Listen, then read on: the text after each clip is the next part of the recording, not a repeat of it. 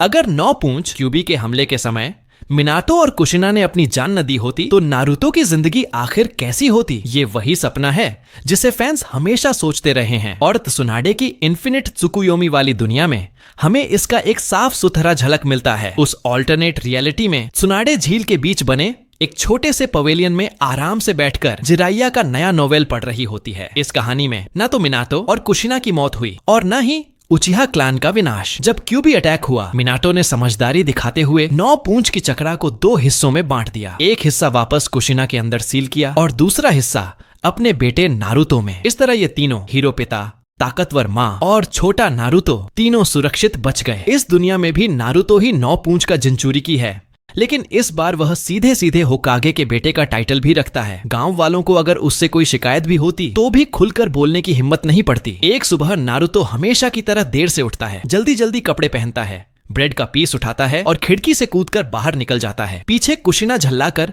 Minato पर बरस पड़ती है, तुम भी कभी इस बच्चे को 2 बातें समझा देते। बेचारा मिनातो मासूम सा चेहरा बनाकर हाथ से अखबार उठाकर अपनी शक्ल छुपा लेता है, जैसे कि वो कमरे में हो ही नहीं। मिशन पर जाते वक्त नारुतो एक मास्क की दुकान के सामने से गुजरता है। अचानक सामने आ जाने से दुकानदार घबरा जाता है, लेकिन तुरंत मुस्कुराकर बोलता है, अरे ये तो नारुतो सामा है, ये मास्क तो आपकी तरफ से फ्री। दुकानदार झूठ मूठ हंसते हुए कहता है, मैं होकागे सामा का पैसा थोड़ी लूंगा। नारुतो पैसे ढूंढने के लिए अपना फ्रॉग वॉलेट चेक करता है, पर वो खाली होता है। वह शर्माते हुए हाथ हिलाता है और बिना मास्क लिए आगे बढ़ जाता है। जैसे ही वो दूर जाता है, दुकानदार तुरंत अपना नखरा दिखाता है। बीवी को बोलता है, जरा यहाँ नमक छिड़क देना, बदनसीबी टल जाएगी। अगर वह होकागे का बेटा ना होता तो उसे गांव में कोई खास तवज्जो नहीं मिलती। चलते चलते नारुतो मन ही मन चिढ़ा हुआ है। लोग हमेशा बस होकागे सामा ही कहते हैं। उसे लगता है वो बस अपने पिता की परछाई बनकर रह गया है। एक तरह से उसका गुस्सा भविष्य के बोरुतो जैसा ही है, धीरे धीरे खुद को साबित करने की बेचैनी। आगे बढ़ते हुए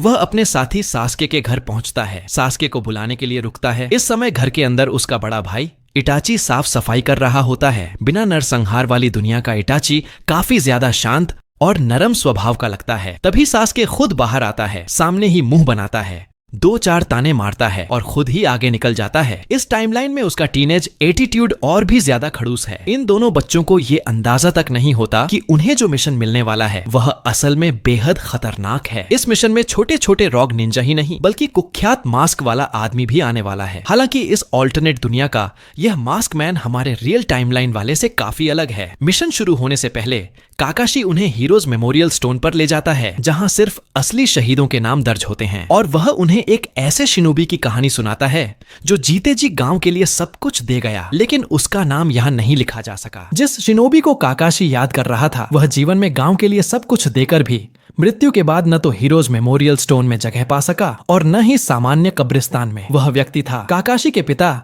साकुमो हताके। उसने साथियों की जान बचाने के लिए एक अहम मिशन बीच में रोक दिया था जो उस दौर के नियमों के खिलाफ था, इसलिए उसे सम्मान से नहीं बल्कि तिरस्कार से याद किया गया। काकाशी बच्चों को उसका नाम नहीं बताता, लेकिन गंभीर स्वर में कहता है, निंजा दुनिया में जो नियम तोड़े उसे बेकार समझा जाता है, लेकिन जो साथी की अहमियत न समझे वो तो बेकार से भी बदतर है। नारुतो और साकुरा ये बातें सुनकर तुरंत ट्रेनिंग करने भाग जाते हैं। सिर्फ सास्के वहीं खड़ा रह जाता है, सोच में डूबा हुआ। हालांकि वह काकाशी की बातों पर नहीं अटका, बल्कि ये सोचकर चिढ़ रहा था कि उसे और नारुतो जैसे बेवकूफ को एक ही टीम में क्यों डाल दिया गया। सास्के साफ कहता है, हमारी पावर लेवल में बहुत बड़ा फर्क है। इस पर काकाशी शांत होकर पूछता है, तुम इतने टॉप स्टूडेंट हो, फिर भी तुम्हें कभी एस रैंक मिशन क्यों नहीं मिला? क्या तुम्हें सच में लगता है यह सब नारुतो की वजह से है? सास्के तुरंत मना करता है, लेकिन काकाशी जवाब देता है, हो सकता है सच्चाई ठीक उलट हो। यह सुनकर सास्के और भड़क जाता है। वह जल्दी से नारुतो और साकुरा के पास पहुंचता है, जो अभी चर्चा कर रहे थे कि क्या नारुतो कभी होकागे बन सकता है। सास्के बात पकड़ते हुए कहता है, हो सकता है नारुतो सच में होकागे बन जाए। नारुतो यह सुनकर खुश हो जाता है। उसे लगता है कि पहली बार उसे मान्यता मिली, लेकिन अगले ही पल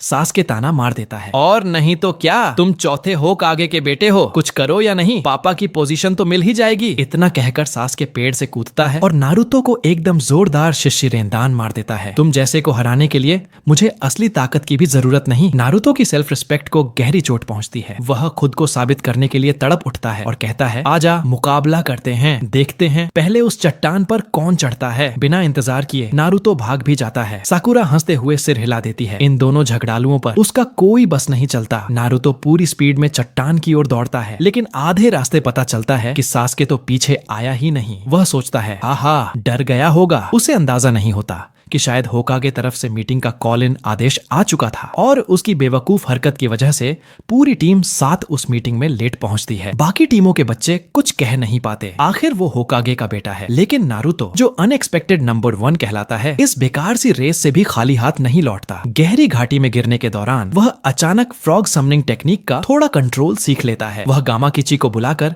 अपनी जान बचा लेता है और थोड़ा मजबूत भी बन जाता है। सबके इकट्ठा होने के बाद 12 युवा निंजा और उनके 4 सेंसेई मिशन पर निकल पड़ते हैं। यह मिशन अजीब था। एक गांव में कई व्यापारी लगातार गुम हो रहे थे। कमजोर लोगों को कुछ नहीं हो रहा था, लेकिन ताकतवर व्यापारी एक एक कर गायब हो रहे थे। इससे साफ था दुश्मन की क्षमता बेहद अनोखी है। यहाँ तक कि कोनोहा द्वारा भेजे गए निंजा भी लौट कर नहीं आए। सिर्फ एक नौकर जैसे तैसे बचकर वापस पहुंचा। और शायद इस मिशन में वरिष्ठ लोगों की बजाय इन युवा निंजा को भेजने का कोई गहरा कारण था। वरिष्ठ और अनुभवी निंजा इस मिशन में और भी ज्यादा खतरे में थे। इसीलिए मिनातो ने युवा 12 जेनिन को बुलाया। उसने आदेश दिया, गायब हुए लोगों को ढूंढो, जैसे ही कोई मिले तुरंत गांव को सूचना दो। बिल्कुल भी अकेले बचाव की कोशिश मत करना। लेकिन नारुतो की शक्ल देखकर ही पता चल रहा था कि ये लड़का फिर से आदेश तोड़ने वाला है। मिशन लोकेशन तक सफर ठीक चलता रहा, लेकिन जैसे ही सभी टीमें मंजिल के पास पहुंची, अचानक चारों तरफ अजीब तितली जैसे जीव दिखने लगे। नारुतो की हालत सबसे खराब। तितलियां देखते ही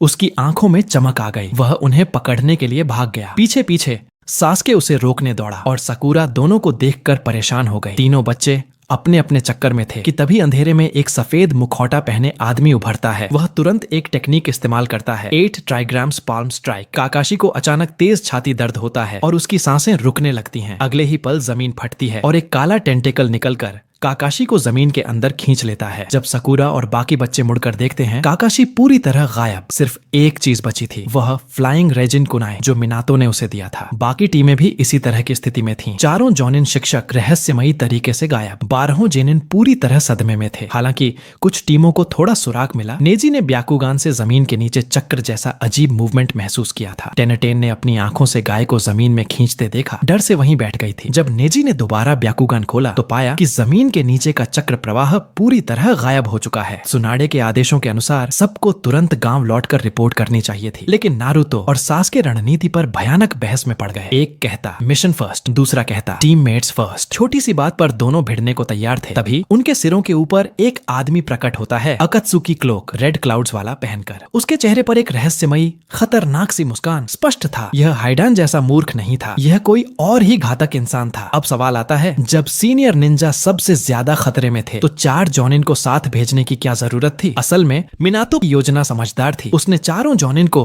स्पेशल फ्लाइंग रेजिन कुनाई दिए थे। अगर कोई पकड़ा जाता तो उसका कुनाई सिग्नल बन जाता और मिनातो तुरंत टेलीपोर्ट होकर दुश्मन के बेस को तबाह कर सकता था। लेकिन दिक्कत ये हुई, चारों जोनिन जब खींचे गए उनके कुनाई जमीन पर गिर गए। योजना उसी क्षण फेल हो गई। कुछ देर तनाव और बहस के बाद नारुतो, सास्के और साकुरा ने फैसला किया, पहले बाकी जिनिन से मिलकर टीम बनाते हैं। आखिरकार 12 दिमाग एक से बेहतर होते हैं। इतना बड़ा खतरा अकेले 3 बच्चों से नहीं निपट सकता था। उसी समय बाकी क्लास के बच्चों ने भी यही फैसला किया। कुछ टीमें खुद निकल पड़ी अपने साथियों को खोजने के लिए, और कुछ तो वहीं बैठकर इंतजार करने लगी कि जिनके पास स्काउटिंग स्किल्स हैं वो खुद उन्हें ढूंढ लेंगे। लेकिन किस्मत हमेशा आसान रास्ता नहीं देती। जो टीम लेट के चिल मार रही थी उसी पर सबसे पहले हमला हुआ। अचानक उन पर पेपर शुरिकन की बारिश होने लगी। दुश्मनों में ऐसे लोग भी शामिल थे जो विंड स्टाइल और वाटर स्टाइल में माहिर थे। 3-3 की टीम बनाकर एक के बाद एक कॉम्बो अटैक हुए और जेनिन टीम के पास लगभग कोई मौका ही नहीं बचा। दूसरी तरफ टीम 7 की हालत भी कुछ खास अच्छी नहीं थी। एक रहस्यमयी आदमी प्रकट हुआ, पूरी तरह काले कपड़ों में, एक ऊंची छलांग लगाई और लाल रंग के एक अजीब से सर्कल फील्ड के बीच उतर गया। फिर उसने अपनी जीभ से होंठ चाटे जैसे कोई